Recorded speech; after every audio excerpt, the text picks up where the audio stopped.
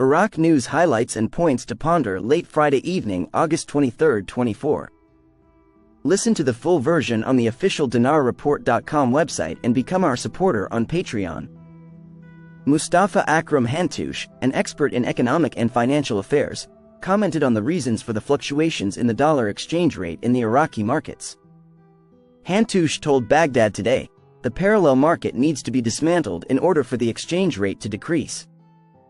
Previously, there were solutions to the issue of cigarettes and gold, and the tax was reduced and the merchant was allowed to buy through the platform again, and the exchange rate stabilized at 145,000 dinars.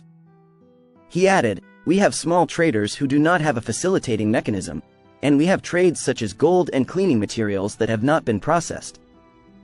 And we have huge trade with Iran and Syria worth millions of dollars, and these can be processed by giving them currency or gold."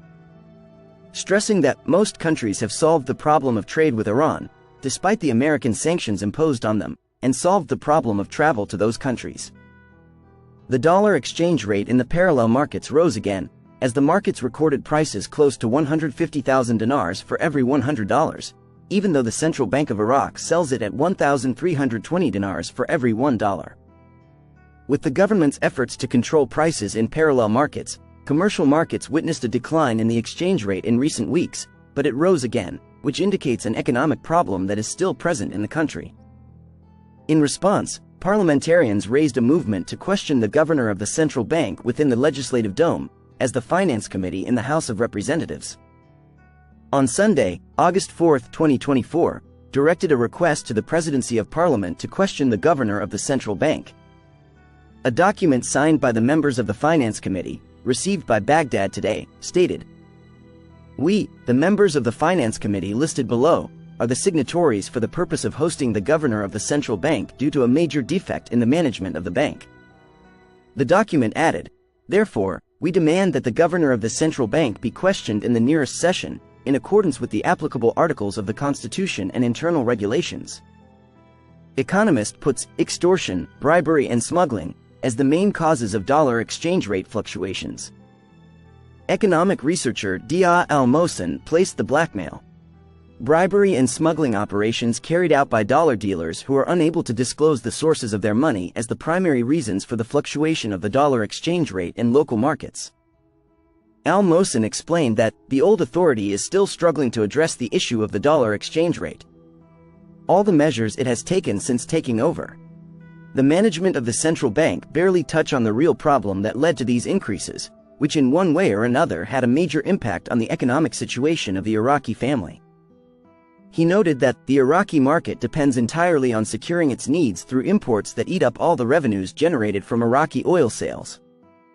In an interview with Al-Mada, Al-Mohsen pointed out that there are many reasons for the fluctuation of exchange rates other than the above, as many dealers do not enter the dollar for reasons related to the nature of the money they obtain, the national currency. Some obtain the Iraqi dinar through bribery, others obtain it through blackmail, some of them deal in drugs and human organs, and many others cannot disclose the sources of their money or the final beneficiary of the process of sending it abroad, which exposes them to many legal problems and may expose them to penalties according to Iraqi law. He pointed out that these people are forced to go to the black market to request dollars, and thus the exchange rate of the dollar against the Iraqi dinar rises to increase the demand for the dollar. We should not forget that there are those who smuggle dollars by tampering with the documents for importing goods. And this tampering occurs at border crossings, and in the end the country is the biggest loser and behind it the ordinary citizen. Regarding the dominance of the dollar, the economic researcher continued, "There does not seem to be a glimmer of hope on the horizon to get rid of the dominance of the US dollar as long as the bank's management insists on keeping the Iraqi economy revolving in the orbit of the US dollar. If there was a real administration working for the benefit of the national economy, it would have done everything in its power to diversify the sources of currencies it deals with, which is what the current administration does not want."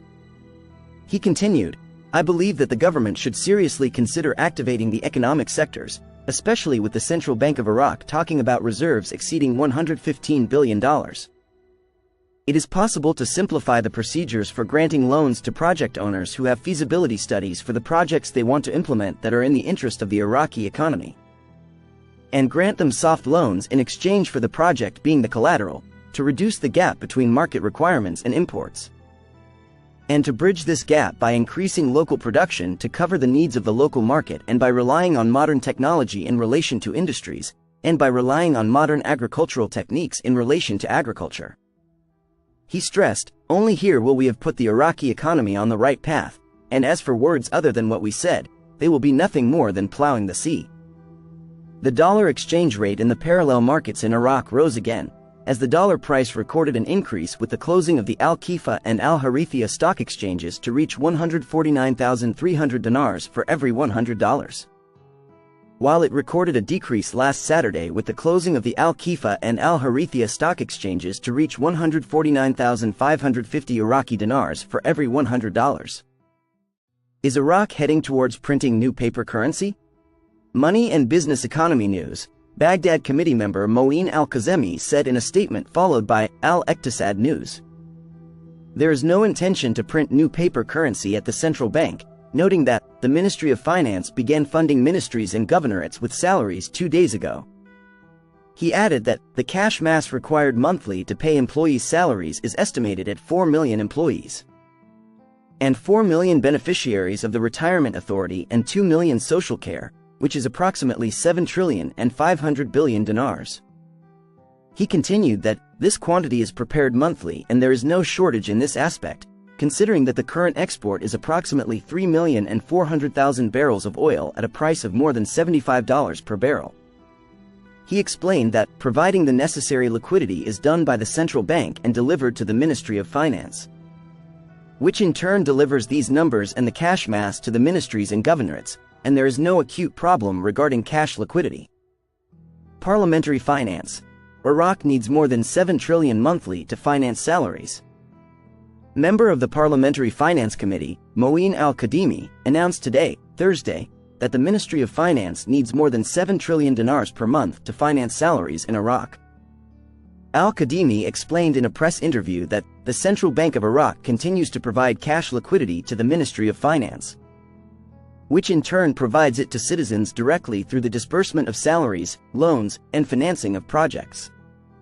He continued, the Ministry of Finance needs more than 7 trillion dinars per month in cash to finance the salaries of employees, retirees, and beneficiaries of the social protection network. Al-Kadhimi stressed that employees' salaries are fully secured and there is no delay, noting that the central bank provides cash liquidity to the Ministry of Finance periodically to disburse employees' salaries on time. Oil revenues under the microscope of the Extractive Industries Transparency Authority. Employing oil revenues to achieve effective economic development was the focus of discussion among economic experts participating in the workshop to discuss the performance evaluation reports of the Extractive Industries Transparency Authority. The attendees focused on the extent to which oil revenues contribute to achieving sustainable development that provides a decent life for society and contributes effectively to eliminating poverty.